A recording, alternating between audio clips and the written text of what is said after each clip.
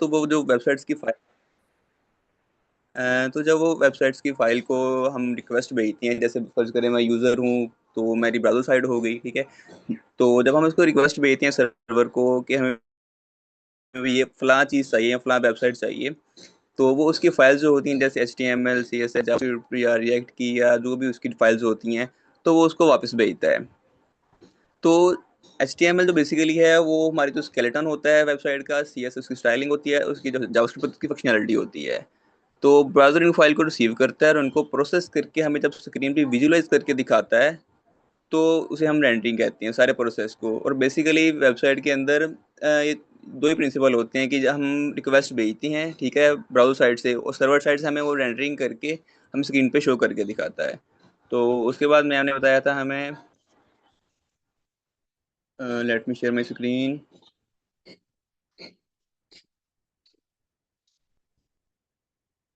entire screen share, that's it।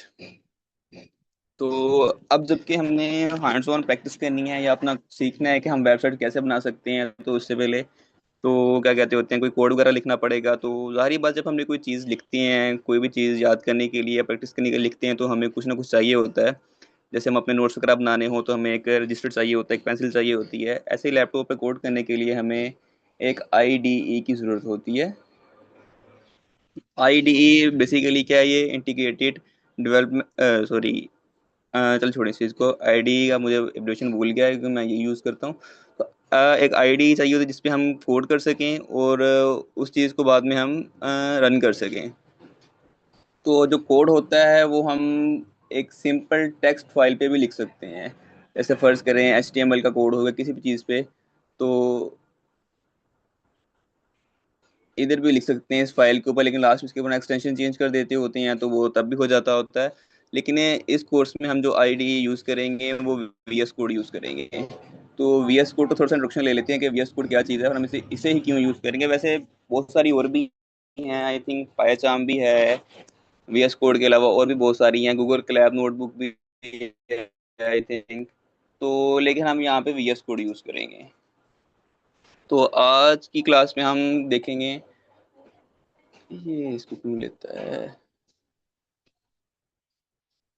आज की class में हम दरअसल VS कोड का सेटअप करना देखेंगे। तो उसके बारे में थोड़ी सी बात करेंगे, दैट्स इट। कल से हम प्रॉपर अपना कोर्स स्टार्ट करेंगे। आज की क्लास बेसिकली इंट्रोडक्शन पे थी। तो VS कोड पे जाके आपने ये डाउनलोड फॉर विंडोज़ या मैकबुक जिनका है, जो लाइनक्स यूज़ करते हैं, वो उसी पे कर ले, तो यहाँ पे इंस्टॉल हो जाएगी। मैंने एक्चुअली विंडो न्यू की है, तो ये काफ़ी टाइम लेगा।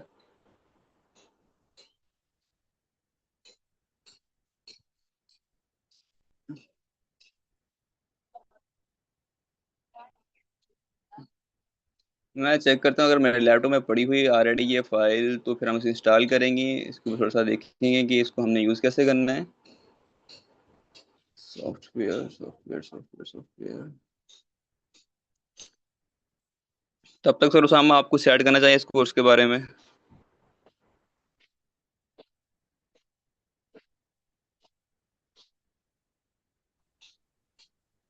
सर जी इसमें या किसी का क्वेश्चन हो यहाँ तक तो पूछ सकता है। सर जी कंप्लीट आप सिखाएंगे इस कोर्स में वेब डेवलपमेंट कैसे होती है A to Z।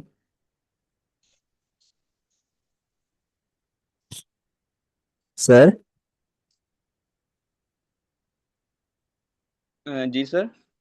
मैंने कहा इसमें आप कंप्लीट वेब डेवलपमेंट सिखाएंगे।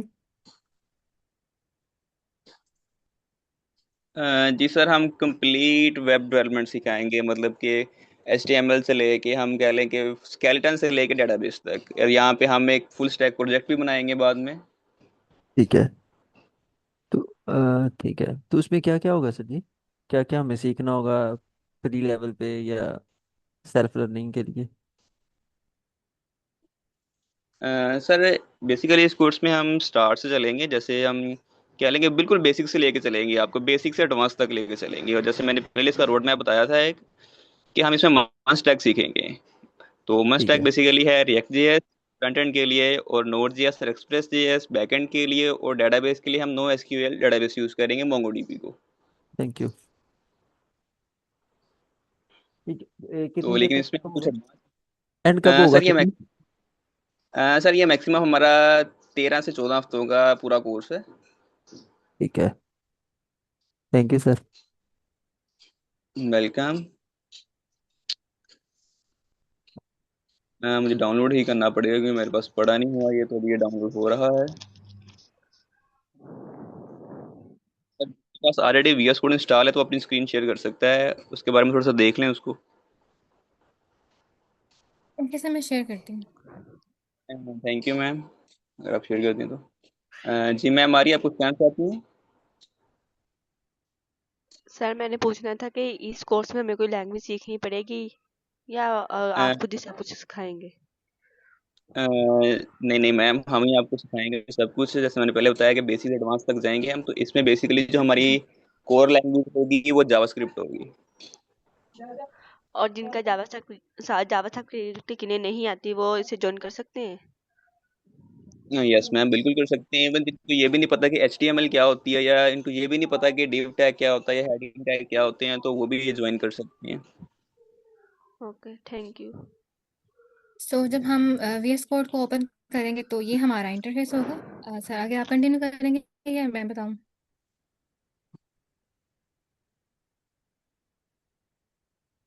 सर सिकंदर।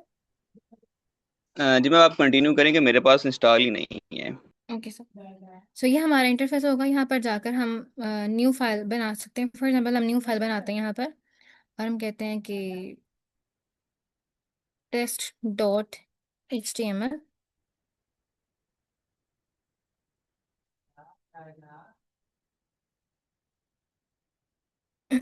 तो ये हमारे पास एक फाइल है, ठीक है।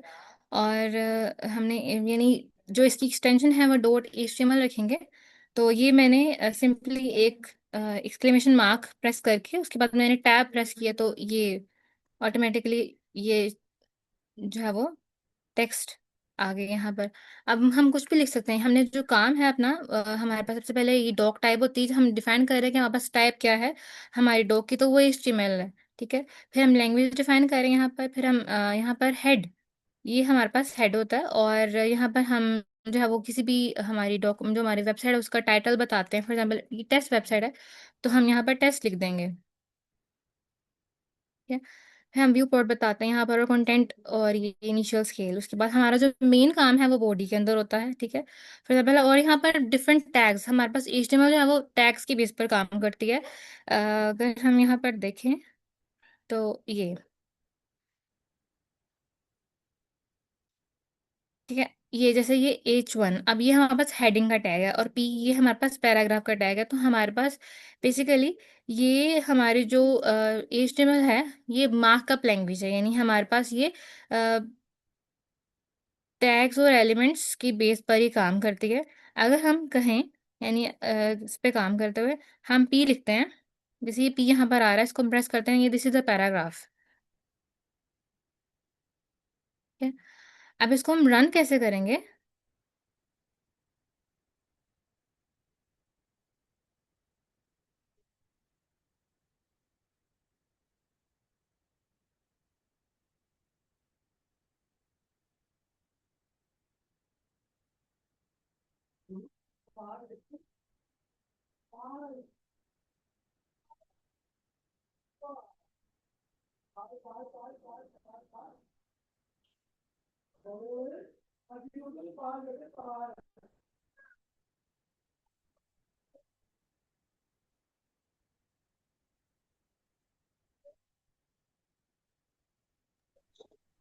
मैम जस्ट फाइल को रन कर लें अपने उधर से जाके। Okay sir.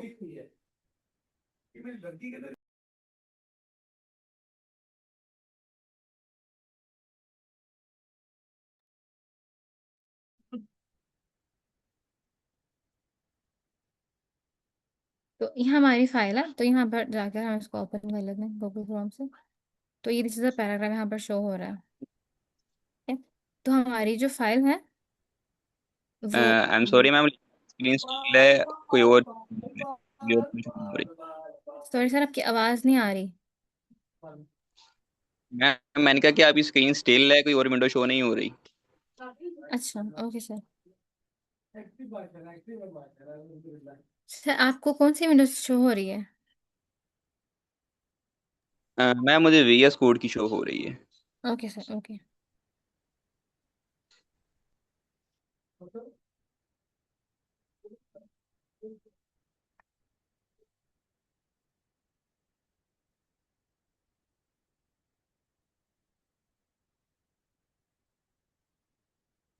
ये डेस्कटॉप HTML हमने डेस्कटॉप पर ये बनाई थी, इसको हम ओपन करेंगे तो यहाँ पर लिखा हुआ है दिस इज अ पैराग्राफ, ठीक है। तो ये इस तरह ये वर्क करेगा, और अगर हम यहाँ पर लिखते हैं कि H1,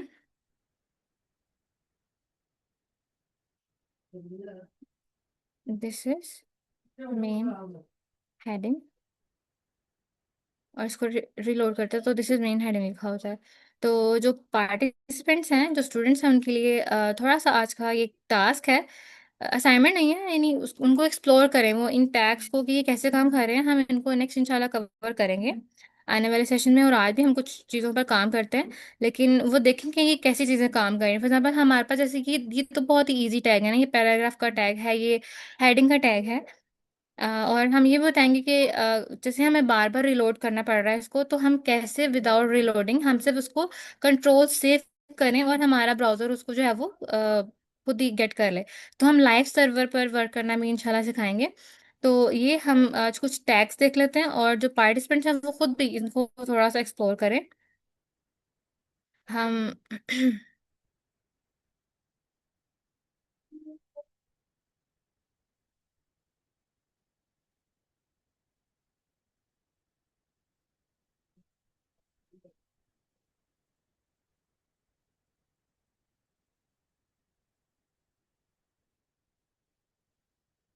हम यहाँ पर देख लेते हैं कि जो मैंने यहाँ पर लिखा है ये इसका, हम इसको फर्दर डिटेल से बात कर लेते हैं कि डॉक टाइप जो है वो, जैसे मैंने पहले बताया कि ये बताता है कि डॉक्यूमेंट जो है वो HTML5 डॉक्यूमेंट की टाइप की है। और HTML जो है वो एलिमेंट है, ये हमारे पास रूट एलिमेंट होता है किसी भी HTML पेज का। और हेड जो है वो उसमें मेटा इन्फॉर्मेशन होती है HTML के बारे में।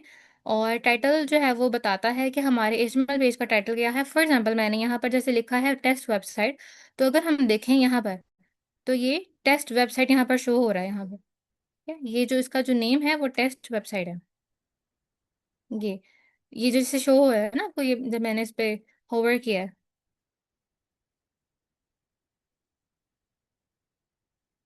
इसके अलावा हमारे पास बॉडी होती है जहाँ पर हमारा मेन डॉक्यूमेंट, जो मेन हमारी बॉडी होती है, जैसे ये सारी चीज़ें हैं यहाँ पर जैसे शो हो रही हैं, तो ये सारी जो है वो मेन बॉडी ही है।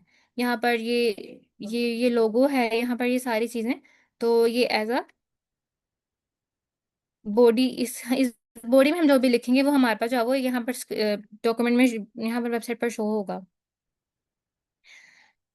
और फिर उन्होंने HTML के H1 टैग की बात की है, जो कि हमारे पास लार्ज हेडिंग को डिफाइन करता है। फॉर एग्जांपल अब ये जैसे ये है, ठीक है, तो इसकी बात कर ले हम, अगर ये वाली हेडिंग जो है, जो हमारे पास मेन मेन हेडिंग्स होते हैं उनके लिए हम H1 यूज़ करते हैं।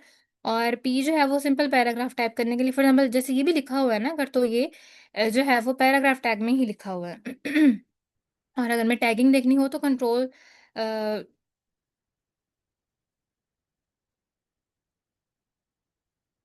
शिफ्ट आई अगर हम प्रेस करें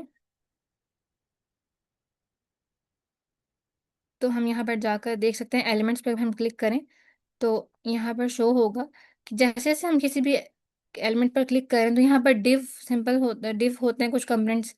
इसके अलावा हमारे पास स्क्रिप्ट्स वगैरह होती हैं, तो हमारे पास जैसे ये है, अगर हम इस पर होवर करें जैसे ये है, तो ये लिस्ट यानी एक HTML टैग के अंदर हमने ये चीज़ें यूज़ की हुई, तो हम यानी इस तरह से भी देख सकते हैं कि हमारे कौन कौन से कमेंट किसी भी वेबसाइट में यूज़ हो रहे हैं, तो हम इस तरह से इनको देख सकते हैं।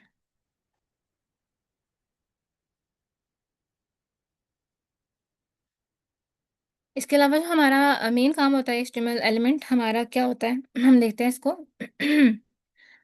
HTML एलिमेंट बेसिकली एक टैग से स्टार्ट होता है, और जैसे यहाँ पर ये टैग नेम है, और यहाँ पर जो यानी कि स्टार्ट जैसे हमने यहाँ पर किया कि प्री जो है, यानी हमने फॉरवर्ड, हमने स्मॉलर देन और इक्वल टू का साइन हम यूज़ करते हैं, या इनको एंगल ब्रैकेट्स कहते हैं। तो इनको हमने यूज करना है, ऐसे करके हम पी करेंगे और फिर इसको बंद करेंगे। तो बंद करेंगे तो जहाँ यहाँ पर जब एंडिंग पॉइंट होगा वहां पर हमारी ये स्लैश आएगी, ठीक है। और फिर हम यहाँ पर कुछ भी लिख सकते हैं कि दिस इज सिंपल टेक्स्ट, इसमें तो ये हम जो भी हम यहाँ पे लिखेंगे तो वो हमारे वेबसाइट पर वहाँ शो हो जाएगा। इसके अलावा और भी एलिमेंट्स हैं। यहाँ पर H1 की बात की है, ये सिंपल हेडिंग है फर्स्ट। फिर P है जो कि फर्स्ट पैराग्राफ, और B है, BR जो है वो लाइन ब्रेक के तौर पर यूज होता है। यहाँ हम BR अगर हम लिखें और तो यहाँ पर हमें एक लाइन स्पेस यानी लाइन ब्रेक है। यहाँ पर ये शो हो रहा है कि दिस इज अ पैराग्राफ के बाद थोड़ी सी स्पेस है, ठीक है। यहाँ दिस इज मेन हेडिंग से लेकर दिस इज पैराग्राफ तक। तो ये स्पेस जो है वो लाइन ब्रेक बेसिकली ये इसलिए यूज होती है ताकि हम स्पेस दे सकें।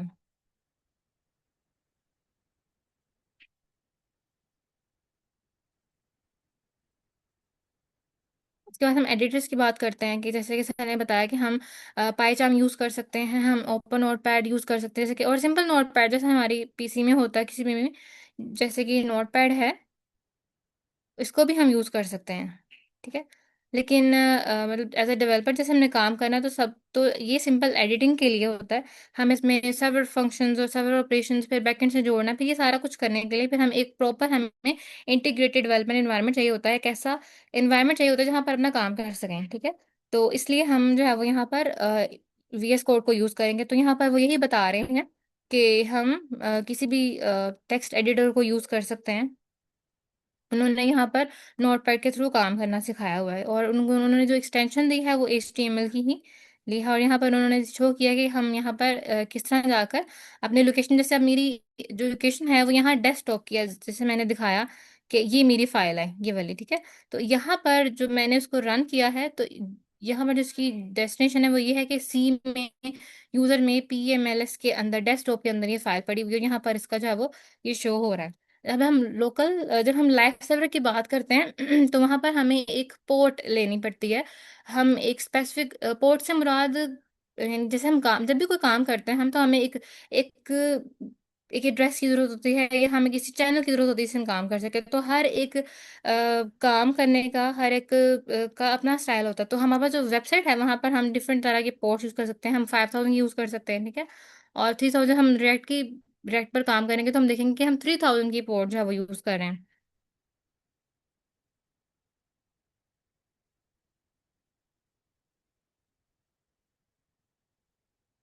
इसके अलावा हम बेसिक्स पर जाते हैं।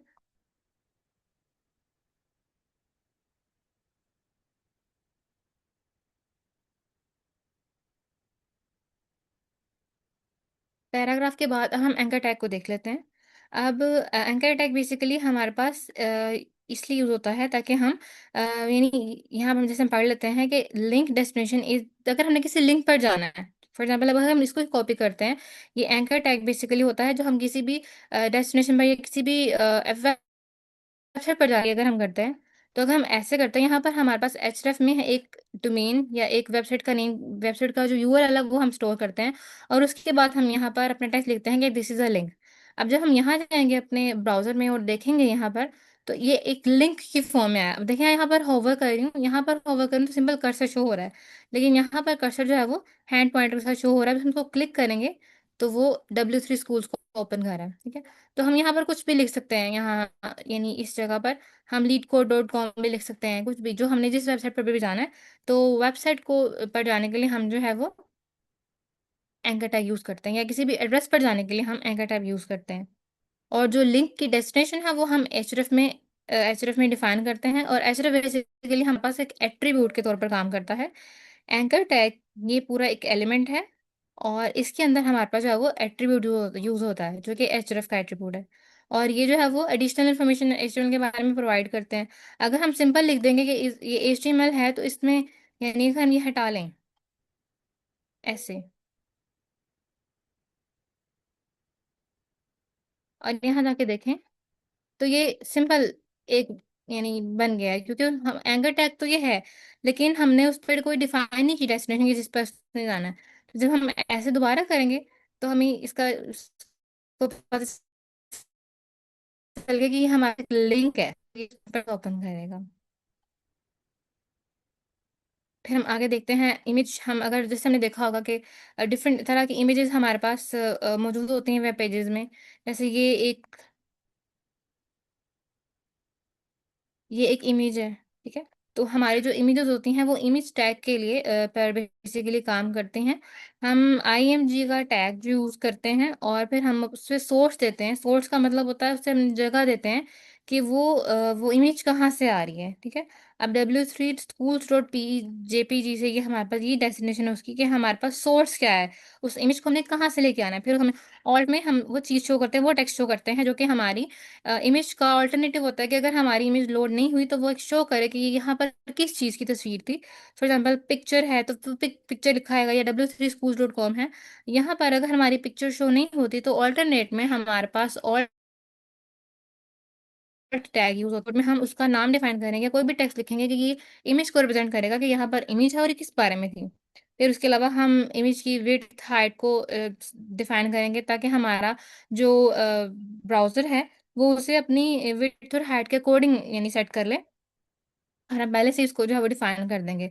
वरना जो हमारे पास जो भी विड्थ होगी जो भी हाइट होगी वो ऑटो जो है वो ली जाएगी। अगर हम बात करें इमेज टैग की, फिलहाल मेरे पास शायद इमेज नहीं है कोई, तो हम कोई भी यहाँ से इमेज ले लेते हैं। फॉर एग्जांपल हम पिक्चर में जाते हैं।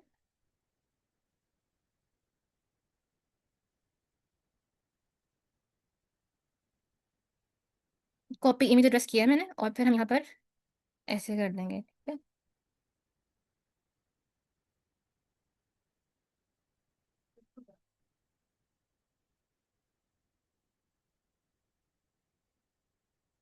यहाँ पर ये पिक्चर आ रही है। अभी हमने इसकी विड्थ और हाइट डिफाइन नहीं की तो इसलिए ये यहाँ पर शो हो रही है, ठीक है।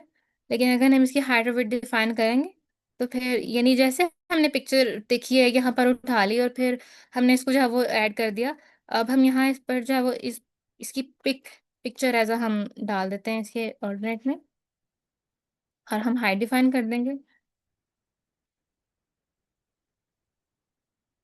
तो इसकी हाइट जो है वो 200 पिक्सल है और जो इसकी विड्थ है वो भी हमारे पास 200 पिक्सल है।